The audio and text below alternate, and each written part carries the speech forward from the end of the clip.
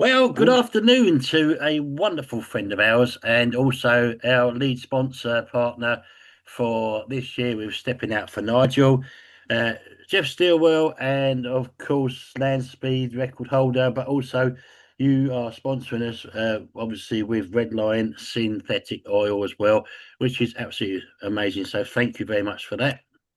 pleasure. So, A uh, pleasure. interesting. Yes, red line, synthetic. Look at that. You see, you couldn't have even planned that, could you? Superb. So, yeah, not a bad season you've just had out there in El Mirage and obviously Bonneville. Obviously the salt flats at Bonneville, but not where you was hoping because I guess the situation out there, weather-wise and everything else, wasn't great for you all. Right. Okay. Well, it was a bit of a weird end to the year, to be honest. Um, El Mirage in May was brilliant. I mean, it really was a great track, and we went 2:45 Yeah. in the mile, which is the fastest the car had been there. And so we we were looking at November with great expectation, especially coming off the back of Bonneville having reset the record at 289 Yeah. with a top speed of 291. That's just that's within your class, yeah. So people can That's understand. just in my class. Yeah, Yes, yeah, yeah. yeah, We set up the class record there, and if anyone wants to know what that is, um, it's the A class, which is the engine size, and we run a 496 Brad Anderson Hemi. And then you have the B, which stands for blown, F stands for fuel, and then the M stands for, oh, sorry, then there's an R, which is rear engined. yeah. Then it's M for modified fuel, BMFMR. You know what? I can't remember all the. Do you know what? There's so many, but it's a rear engine modified. Can we start that again? Yes. I that's going to bug me now. Don't Hold on, worry. I need It's to a look. I need to look up my. Uh, Let me just make a note. I have to. I'm going to write it down. Just bear with me. because A obviously it blow. is a nitro engine and Oh, right. Yes. Okay. So the A is for the engine size. B is for blown. F yeah. is for fuel. R is for rear engine, M is for modified, and then R is the roadster. And Right. air car basically this is a rear engine top fuel dragster with a 1927 Model T body on it. Superb. There we are. So, I mean, that's it, I've watched you, even when you've been doing it live, we've been watching you, and it's incredible. I mean, people don't realize that you have to have certain suits, that you have to have the oxygen supply and everything, because the temperature can go up, the temperature can go down, and the circumstances change all the time for you. It's amazing. I mean, if you take, let's take Bonneville to start with, okay? Bonneville this year, and Nick and Rob and Scotty will of Havoc Racing will testify to because they're my crew. Um, this year was one of the well, last year, sorry, was one of the hottest we'd had out there, and it was 40 something odd C. Fahrenheit, I know we clocked it on air because they work in Fahrenheit, they run in Fahrenheit, not centigrade, but in Fahrenheit, it was 118 Fahrenheit in the not in the shade, but out in the sun. And in the shade, it was 103. Wow, incredible. I mean, it's phenomenal, really. And people go, well, what about the humidity? Well, because the humidity on Bonneville is negligible. I mean, this year, or sorry, last year, I keep saying this year, um, according to my timing tickets, the highest percentage uh, of humidity was 14%. Wow. I mean, it's nothing. It's absolutely nothing. So it's a bit of a it's a bit of a weird situation because you get out there early in the morning. We're there at 5:30 in the morning. We can run the engines from 6 a.m. Yeah. And we can run once we've got the first day pass. We can run from 7 o'clock in the morning. Well, at that time of day, it's just above blinking freezing. Amazing. Yeah. Crazy, isn't it? And then literally the sun comes up and it's like every 5 or 10 minutes, it's like 10 degrees warmer, 10 degrees warmer, 10 degrees warmer. And then by 10 o'clock, you're looking at, 30, 35 C. Does that give you sort of problems with the tuning of the car and everything? Not No, really. no, not with nitro, not with nitromethane. Um, what we because we record everything, Yeah. we don't per se. It's not like nitro because we're running a supercharger and we're running nitro. It's not like running a gas car with carburetors. Yeah. If you were doing it on petrol with carbs, God, you'd be forever changing the tune up. Right. Um, we don't. We don't. We basically have that. The thing is that we do is that we monitor. We might change the odd jet here and there, but our priority is getting all 8 cylinders running evenly. Amazing. I mean, you people don't realise obviously when the car has done its to El Mirage and at Bonneville, and because of the nature of the track and everything else, you have to re-clean that car because of the salt and everything Yep. else. And there's a hell of a lot of maintenance that has to happen. And then I Oh, guess now out in the States now, you're doing a lot of maintenance out there as well. well, when we came back from Bonneville, the car was almost stripped completely back to the bare chassis. Simply, one, we needed to take the axle out, the rear axle, because we had to get that repaired. But the it's very important that things, because we use stainless steel on a lot of stuff, we try not to use aluminium or aluminum, whoever is watching this, because the salt corrodes it so fast. So what we do is that it's actually pressure washed as soon as we get back. Everything is washed. The parachutes are washed.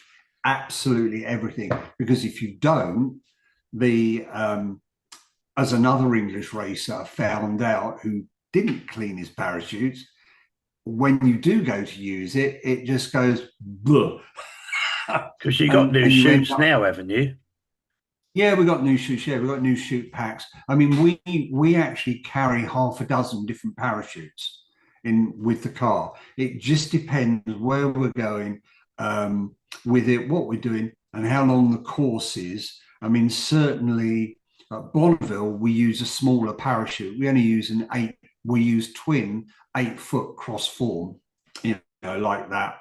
And then at El Mirage, we use a slightly bigger parachute, 10 foot, because we don't have that much stopping distance. So when you're Right. running 250 miles an hour, or the record at El Mirage last year was 310 in the mile. Yeah.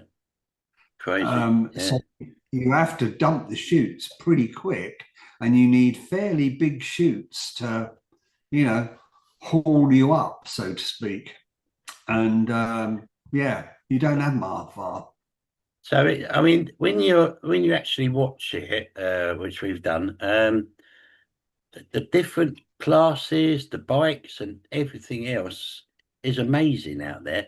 The class of the cars, the whole sort of ethos of everybody is amazing. How they put everything together. You know, it's crazy, isn't it? You got to be nuts to be doing it, I I'm think. going to tell you this. yeah, it's the last bastion of being able to think of something and do it, Mm. because I mean, there's a guy called Gary Braun out of San Diego.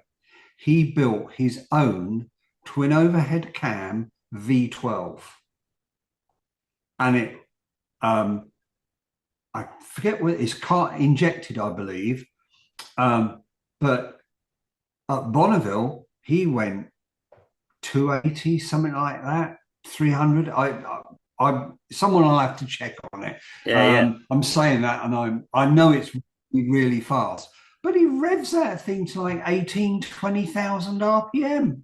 This is staggering, and he built that in his shop in San Diego. And another classic example is I'm sure everybody knows the name Mickey Thompson.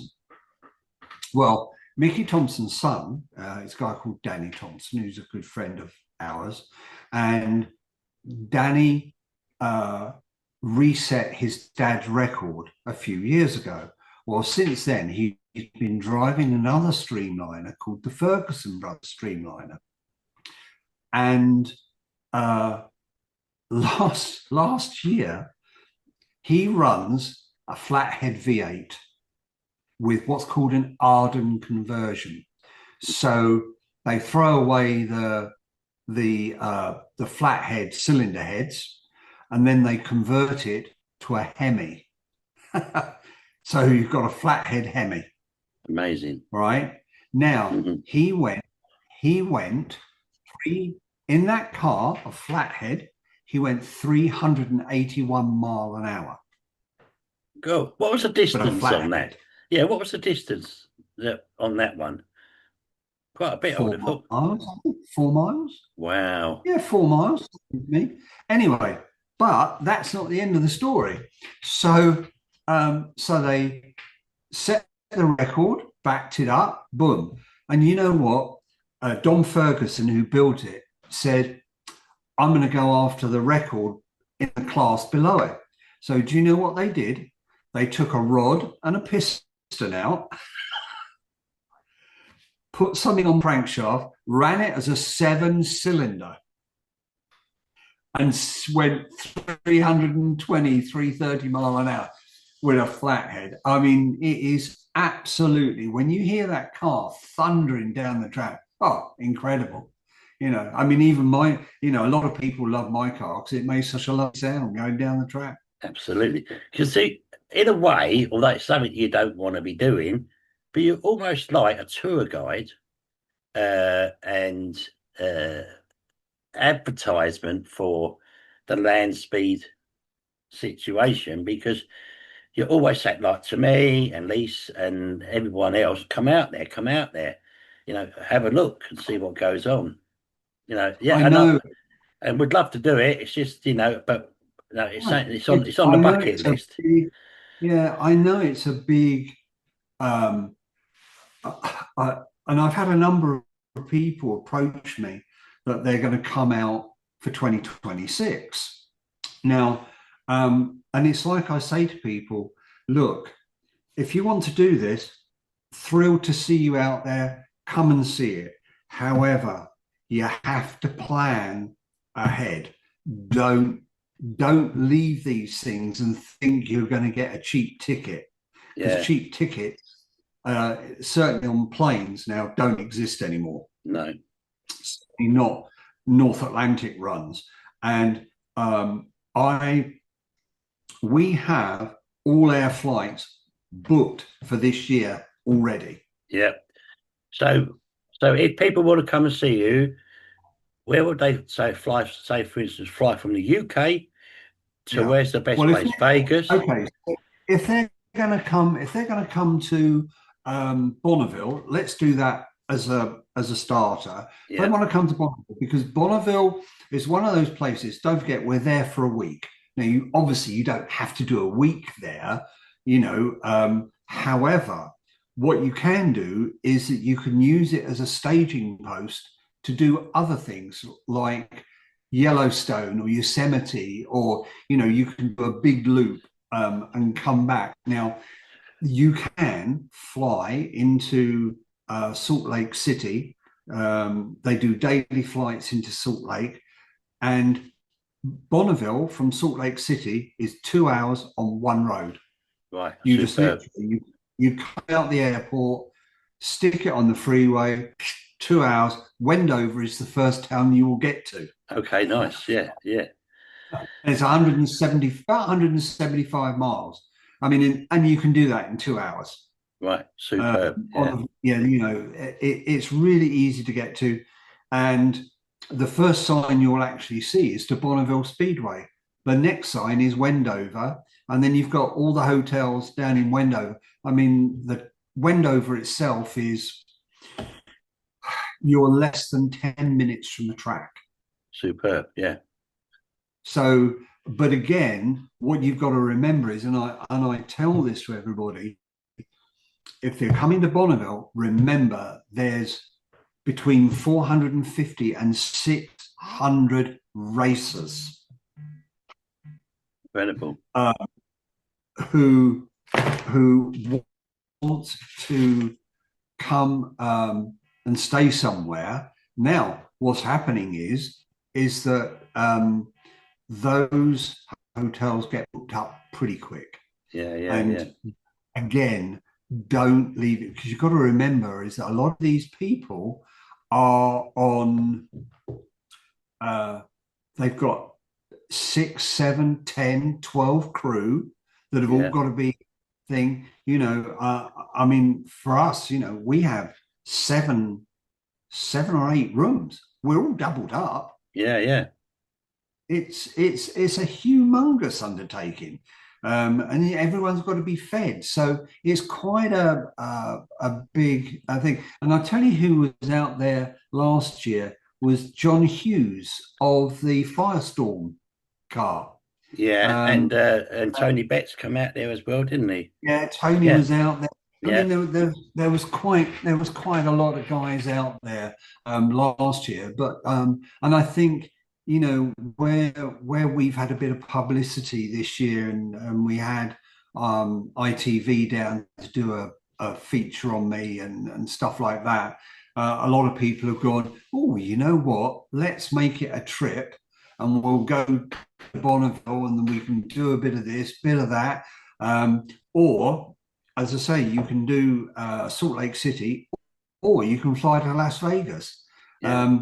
Las Vegas is 4 hours from Wendover, and it's so easy to get to. You just drive up the 15, and there's a turnoff. It's called the 93. You take that and you follow that all the way through, and it comes out right by the Golden Nugget in Wendover, and Fantastic. it takes you right through the mountains, through the Humboldt National Forest. It's absolutely beautiful, stunning, you know. I think you So, sold it to us all, Jeff. It's amazing. I mean, it's well, got to be experienced, isn't it? At some point, yeah, yeah, I mean, it has, and I say to people, look, if you never come again, but come and experience it before it's too late. yeah, You know, the salt is getting thinner by the year. Um, it's I've even noticed the difference in the 10 years that I've been going. yeah, You know, when back in the 60s, the salt was 3, 4 foot thick, a meter thick. Yeah, now you're struggling to find it, a centimeter thick in places. So wow, try not to leave it. If you want to do it, come and do it. It's an experience, and the thing is, it's to get in. It's $100 spectator fee for a week. yeah, yeah. That's not bad, is But it? what I have to stress to anybody is, if you come out there, you don't walk anywhere. You're in your car, you drive. There are no stands. People just sit in the back of their cars. They have a easy up, a tent for a bit of shade, and you just watch the cars go down. Wow. Or you can go right down to the start line. You can walk through all of the staging lanes. There just is a point which the public aren't allowed past, which is about 4 cars back. So, and you can literally be on the start line. Incredible. That's Oh yeah, amazing. That's and amazing. you're not just dealing with one course. You know, yes, we run the long course, which is the fast one, but there's a what they call the short course, which is for people that are just getting their license or only want to go 2, 3 miles, time only cars just for a bit of fun. And then there's another one. So there's stuff going on all the time out there. And of course, you've got also, you know, you've got the hot rod shows there every night of the week from the Friday before it starts. The Golden Nugget, although I do believe they're trying to move it to a different hotel for this year, but everybody knows it as happening at the Golden Nugget. But people drive across America in their hot rods to go across the salt. Wow, Crazy. that's crazy. We was talking a little bit about some of the people that are now using what we would consider just be road cars, that Honda engines, Yeah, the CRV Honda engines. CRVs. Yeah, a Yeah, I mean lot. that's incredible. Well, you know, running a big car isn't cheap. No, You know, um, and nitro and stuff like that. You know, although it's a lot cheaper than it here is in the UK. However, a lot of the guys, a good friend of mine, he's actually got a streamliner powered by a D-stroke 750 Suzuki oh, down to 550. It revs to 22,000 RPM. that's incredible.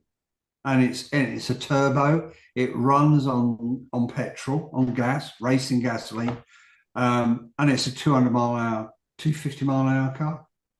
Incredible. Oh, yeah. I mean, there's stuff there running 350 plus with a little 1.62 liter engine. You That's know, and that's what I love about it is the ingenuity that there is, and um, the whole thing that basically I need to rephrase this slightly. If anyone wants to come land speed racing, what you do is you don't build a car and then find the class. You look at your class records and you think, oh, well, you have an idea in your head what you want to build. And then you look at the class records and you look at them and you think, crikey, could I build a car that could beat that record? You know, I mean, there are records. There's a record in my class, rear engine modify, was set in 1991, and it's still not been beaten. incredible. Yeah, amazing. You know, So, I mean, this is people look at land speed records, like Bloodhound and things like that. You guys are doing it at a completely different level, and but it's fascinating how you do it and the trips and everything else you do. It's amazing. it is. Yeah, Bloodhound is Bloodhound, and you know they're using. See, they wouldn't be allowed to run at Bonneville No, or El Mirage. They're not allowed to run there. they're They've done. too short, isn't it? No, it's not that. It's they won't allow thrust powered vehicles on Bonneville anymore Right. because of the damage it does. Yeah. And I Um, guess have to go out into the desert and stuff like that yeah, nowadays. well in the States now nobody can really run jet cars on land speed because there isn't really anywhere they can go. I mean, certainly on the West Coast. I mean, Muroc, which is now where they do the Burning Man concert, and they've wrecked the surface. So the cars can't run on it because Burning Man basically stays there most of the time, as far as I know. And there isn't really anywhere else. You could probably take it to Spaceport, which is down Arizona way, but and that's a concrete. That's where they do the space shuttles from there, and you can do land speed there, but you're limited is to your distance. That's the Yeah, problem. I mean, the bloodhound cars were going to go to Africa, I think.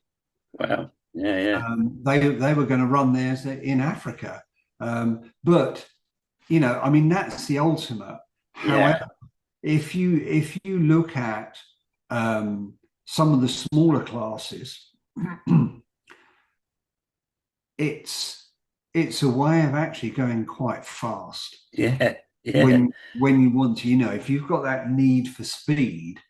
I mean, there's a couple of land speed cars in the UK that are up for sale. I think one of them's got a JZ motor in it, but the again the problem is that if you build it here, the problem is you've got to ship it, yeah, yeah. and shipping something like that is a lot of money. I mean, last year there's a guy who races bikes, and he took 4 bikes out there. But you know what? He air freighted them out. Yeah, yeah, Um, and if you're shipping a car, it's now from Southampton to LA. You're looking at a minimum of 2 months on the sea. wow, yeah, yeah. Because Can you? I mean, when my car came over here last year, um, we had it was stuck outside the Panama Canal for 3 weeks.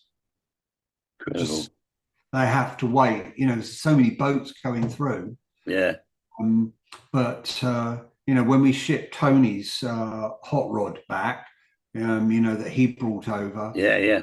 I mean that was nearly 2.5 months, I think. Incredible. You I know know, it's mad, isn't it? Let's just quickly, very quickly, before we finish, let's talk about when you're driving a car, uh, the thrill, the excitement, the adrenaline, and everything else must be awesome for you.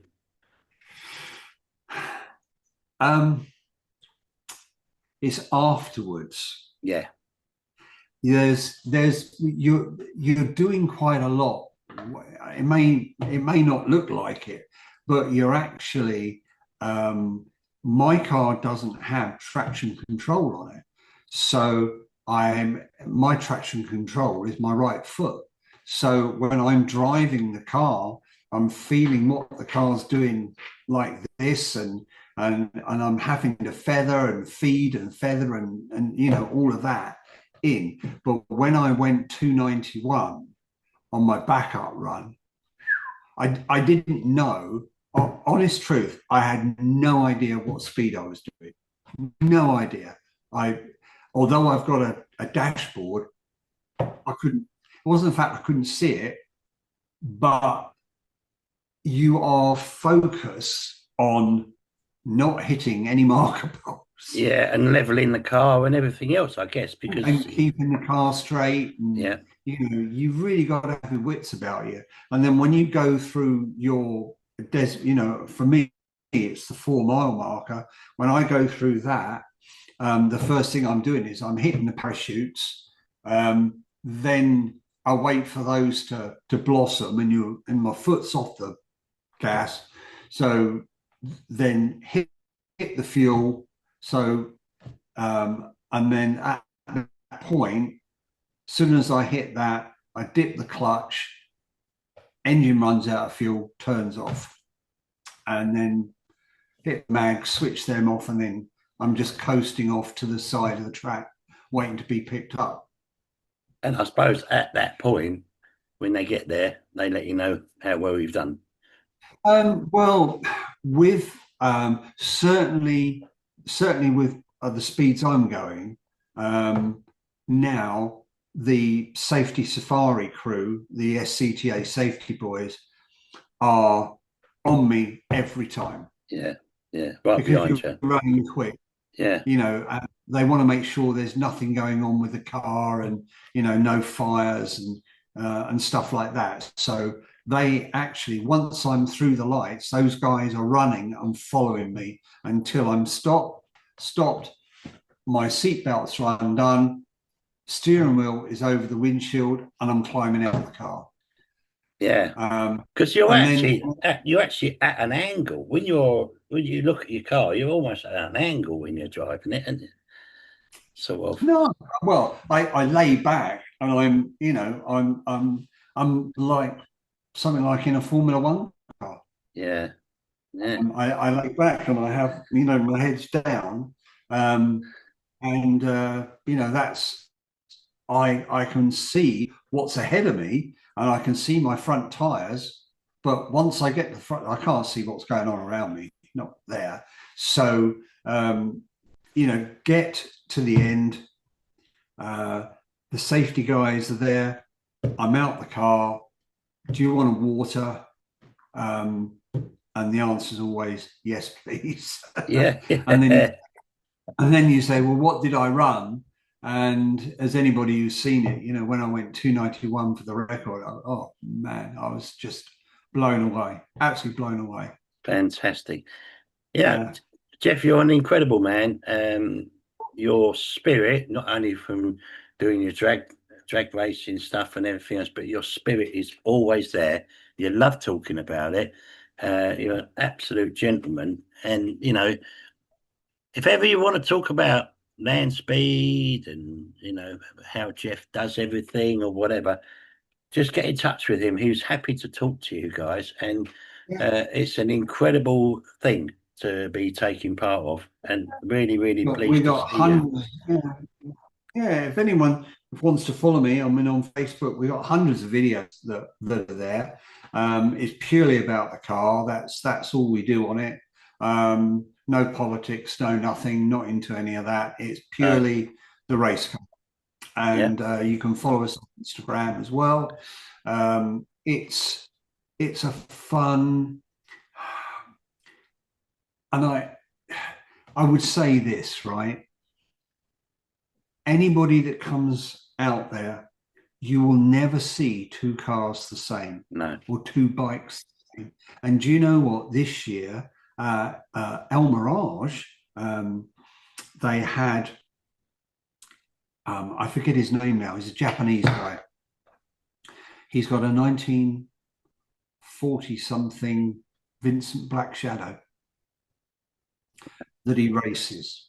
Right. I mean, holy mokey, that thing really hauls butt. How they do what they do with it. And there's another guy who's got a Vincent as well. And it actually put me back to the days of Pegasus and stuff like that with the oh, Vincents and Brian Chapman and things like that with his single cylinder Vincent. I mean, these guys are getting these things to live, and people say, oh well, yours is doing what it's doing. Well, the skill actually with running aircar is that we don't have any water on board. There's no coolant in the engine. It's literally running dry. It's a dry block, and it runs for 4 miles. Now you run a street car for 4 miles with oil right, and fuel. See how far yeah. that's the Exactly. skill. That's the skill. And the boys, we use nitro actually cools the engine when it's going in, and we've got 10 gallons of red line synthetic floating around to help us out. That's That keeps incredible. everything moving. So, if people want to get in touch with you, it's Jeff Stilwell, and it's on the Facebook, 7707 page. They can get in touch with you, they can discuss with you. It's amazing what you do. We'll yeah, catch up with if you. anybody wants, yeah, we can go through. Anybody who wants to come or ask a question about coming out there, please do. We're happy to see anybody, and you will find land speed racers are some of the nicest people on the planet, and there's no airs and graces. You can walk around the pits; it's free, or you drive around the pits; it's free, and you'd be surprised how many actually. Salty. There's a crew out there. They run a car called Salty Box Racing. Look it up. These guys are from County Durham, and they emigrated. They're Americans now, but they emigrated, but they've still got that County Durham drawl, and they have one of the fastest diesel trucks in the world. Wow, It's just incredible. staggering. Yeah, it is. And there's another Scotsman out there. He emigrated, and he's got like 20, 30 records. It's Incredible. yeah, It's it really definitely is. it is definitely worth getting in touch with Jeff Yeah, and yeah, having a chat with him if you want to know how to get out there, what to do out there, and so on. Jeff is the man. They are, as he said, mm, they are so pleased to see you out there, and it's a trip of a lifetime, and it's a yeah, massive absolutely. experience. So, Yeah, Jeff, you're absolute top man. We will pleasure. catch up with you later on in the year because obviously, I dare say we'll see you at Santa Pod at some point, and Yeah, also we'll catch up with you with El Mirage and Bonneville and yeah. everything else.